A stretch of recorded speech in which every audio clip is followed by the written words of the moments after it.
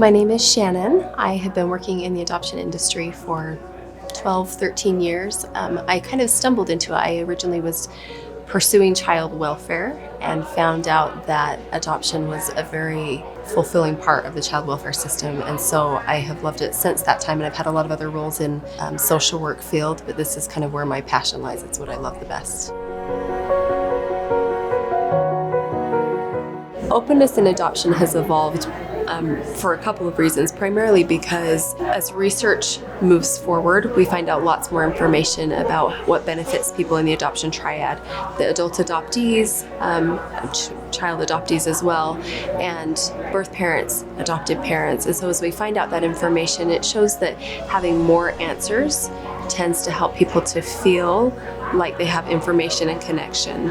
And so having an open adoption can create opportunities to understand where you came from, to understand the reasons you were placed for adoption, to understand where you fit in a birth parent world as well as an adopted family world, and how those worlds can kind of come together. Another big reason is that in the mental health world, secrets tend to be very destructive, and in adoption that is the same, is that the opportunity to know where you came from, the opportunity to have answers even if they're difficult, it proves to be a lot more helpful than the unknown, than not knowing where you came from or the decisions that were made that kind of put you where you are in your life now.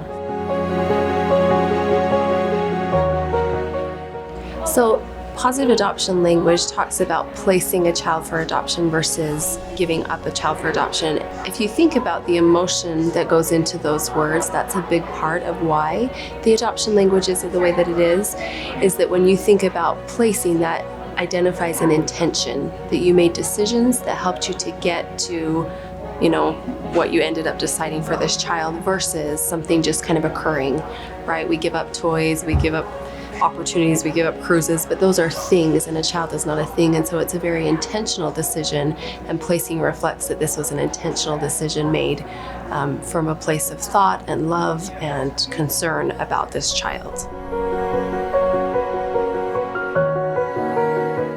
Parenting versus keeping is similar to placing versus giving up.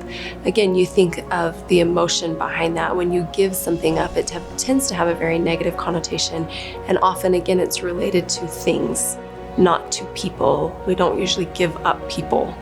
And so when we think of giving up a child, our hope is that when we are parenting a child, and we're choosing to have them in our lives, it means that we're intending to care for them. We're intending to do deliberate things in their lives. And so again, it's from a place of love and concern. As parents make that decision whether to place a child or whether to parent a child, it indicates that they have thought a lot about their decision, and that they are very concerned about that child's welfare for the future. So birth parent versus real parent, a lot of times adoptees will say, "You're not my real parent," out of anger, because they hope to hurt and they hope to kind of inflict pain. But the idea behind it is that somehow there are fake parents in the world. So the indication of birth parents versus adoptive parents is just a reflection on where you came from on biology, right? And so the opportunity to be a real parent, there's lots of real parents who may not have given birth to someone, be that through adoption or other means, right? So a birth parent simply indicates this is someone who gave birth to me, and that it's an opportunity to show kind of genealogy versus ownership and who cares about the child.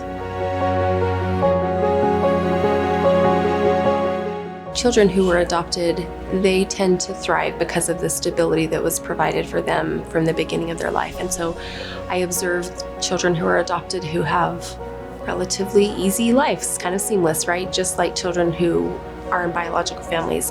And I observed children who have been adopted that have challenges, just like children in biological families.